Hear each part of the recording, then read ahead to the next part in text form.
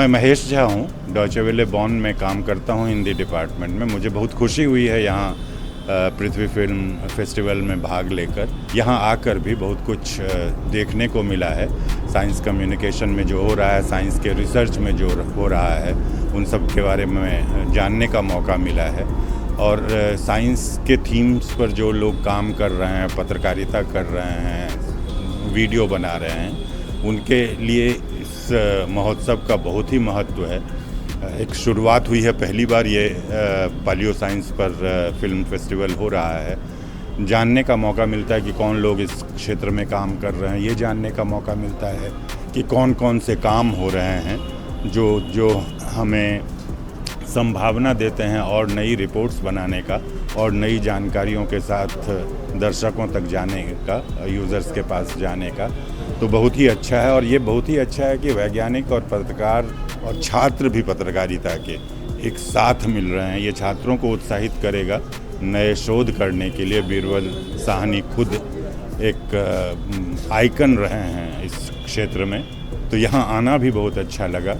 उनके काम को जानना भी बहुत अच्छा लगा और मुझे उम्मीद है कि आने वाली पीढ़ियों को भी उत्साह मिलेगा, जिज्ञासा होगी और आगे काम करने का उत्साह मिलेगा। दोस्तों, इस वक्त मेरे साथ डॉक्टर दिनेश कपूर जी हैं और आपसे जानने का हम प्रयास करते हैं कि पृथ्वी 2026 जो ये फिल्म फेस्टिवल इस वक्त चल रहा है 23 तारीख से लेकर के 25 जुलाई के बीच में, तो इसका क्या मकसद है और लोगों को क्या मैसेज देने का काम किया जा रहा है, किस तरह से एक नया ये हम कह सकें कि जो इतिहास रचा जा रहा है बीरबल साहनी इंस्टीट्यूट में, उसको लेकर के सर क्या कहना चाहते हैं। सर, पृथ्वी 2026 कार्यक्रम के बारे में आप क्या कुछ कहेंगे?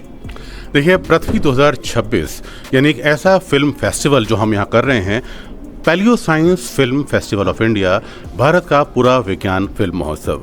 जो पूरा विज्ञान विषय है, पैलियो साइंस जो विषय है, जिसमें जियोलॉजी, जियोलॉजिकल बॉटनी और धरती का अतीत यानी धरती के पास्ट का अध्ययन होता है। यानी हमारे वैज्ञानिक ये पता करते हैं कि जो क्लाइमेट कंडीशन आज है, जो क्लाइमेट चेंज आज हो रहा है, क्या वो कुछ लाख साल, कुछ हज़ार साल पहले भी था। तो ऐसे सारे अध्ययन हमको आज की चुनौतियों से निपटने में मदद करते हैं। तो ये सारी जो रिसर्च हो रही है, वो क्लाइमेट चेंज पे हो, ग्लोबल वार्मिंग जैसे बड़े विषयों की हम जो बात करते हैं, या हमारे जो पोल्यूशन की हम बात कर रहे हैं, जिसमें एयर पोल्यूशन इस समय सबसे बड़ी चुनौती बन के सामने आया है, मानसून की हम बात कर रहे हैं, कहीं सूखा या अकाल पड़ रहा है। तो हमें अपनी धरती को समझने के लिए एक बहुत अच्छा एक आयाम है, एक बड़ा मंच यहाँ पर प्रोवाइड हमने किया है, जिसमें दुनिया भर से करीब 35 फिल्में यहाँ दिखाई जा रही हैं, जिसमें इकोलॉजी, जियोलॉजी और साइंस के तमाम विषयों की बात हो रही है। सर, दूर दूर से जो पत्रकारिता कर रहे छात्र हैं वो भी यहाँ पर आए हुए हैं, उन्होंने पार्टिसिपेट भी किया है और उन्हें एक मास्टर क्लास के ज़रिए ये बताया भी जा रहा है कि वो कैसे पत्रकारिता करें, ख़ास करके एनवायरनमेंट या फिर अपनी पृथ्वी से जुड़े हुए विषयों को लेकर के। तो इसमें जो पत्रकारिता की भूमिका होगी इन विषयों को लेकर के, उसमें क्या आप महसूस करते हैं, क्या रोल देखते हैं? देखिए, हमें अपने बड़ों से सीखना हमेशा चाहिए।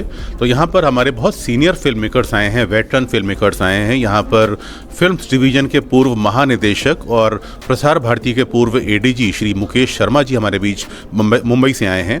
हमारे बीच नंदन खुदियादी जी हैं पूना से, जो एक वेटरन साइंस फिल्म मेकर है। मैं कहूँगा कि वो भारत में एक लिविंग लीजेंड हैं, जो विज्ञान संचार के एक नायक हैं, साइंस फिल्म मेकर हैं, सबसे उम्रदराज अभी तक देश में।